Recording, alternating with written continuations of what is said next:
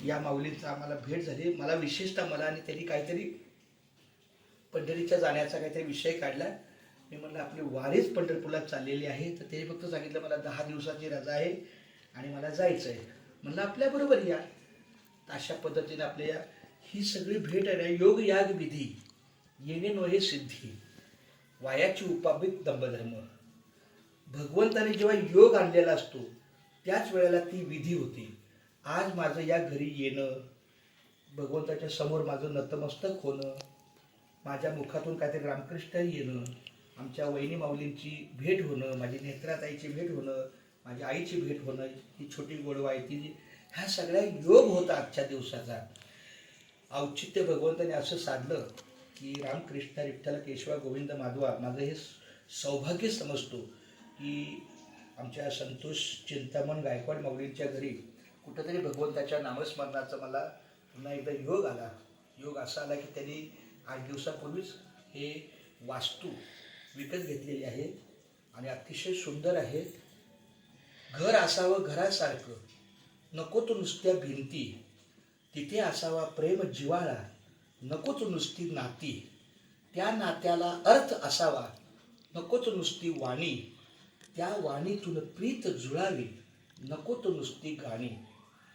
2 तासाचा आमचा हा संतोषचा आमचा परिचय झाला आणि मला अतिशय बोलका स्वभाव आणि निर्मळ निष्पाप मन असणारी व्यक्तिमत्व. आणि त्यांनी मला, आम्ही आता माळक्या ड्रेसवर आहे, पण काय बोललासी वरली रंगा.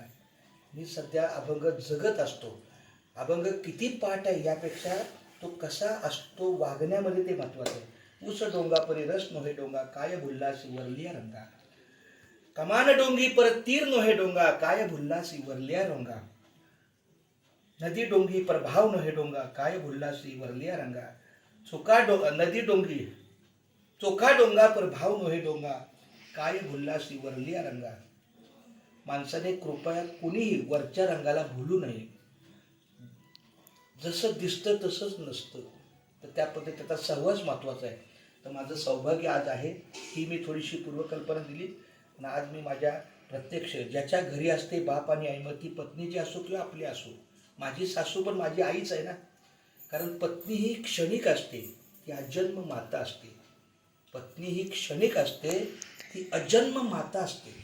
मग मी जर आजारी पडलो तर माझी पत्नी लेकरू म्हणून आपलं सांभाळ करणार.